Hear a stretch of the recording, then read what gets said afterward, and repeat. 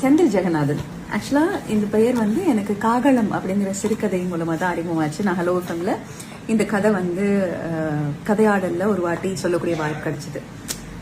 நான் அந்த கதை வந்து எனக்கு பர்சனலா ரொம்ப ரொம்ப ரொம்ப ரொம்ப ஸ்பெஷல். எந்த அளவுக்கு ஸ்பெஷல் என்னால இன்னைக்கு வரைக்கும் அது வார்த்தைகள்னால கம்ப்ளீட் பண்ண முடியாதுன்னு வச்சுக்கோங்களேன். பிகாஸ் அது எங்க அப்பாவோட கதை அப்படின்னு தான் நான் நினைச்சுப்பேன். எழுதுனது என்னவோ அது மாப்பிள்ள அவர் தான், போட்டிருக்கிற சட்டை என்னோடது அப்படிங்கிற மாதிரி.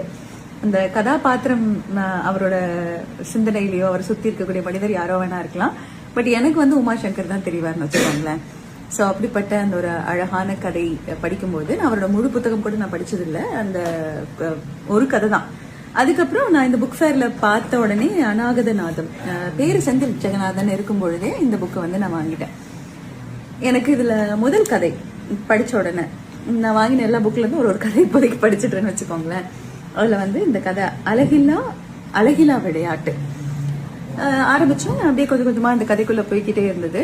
எனக்கு வந்து எப்பவுமே மரணம் அதை ட்ரீட் பண்ணக்கூடிய ரைட்டர்ஸ், ஃபிலிம் மேக்கர்ஸ் அவங்கள வந்து ரொம்ப ரொம்ப பிடிக்கும்.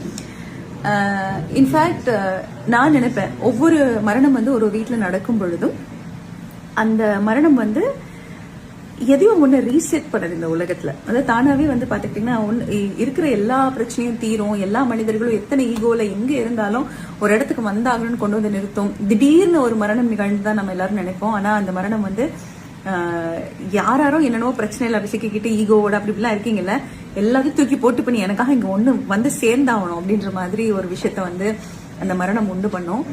அதை சுத்தி எவ்வளவு கதைகள் நம்ம கிரியேட் பண்ணிட்டே போலாம். ஒவ்வொரு மனுஷங்களையும் நம்ம நோட் பண்ணணும்னு வச்சுக்கோங்களேன்.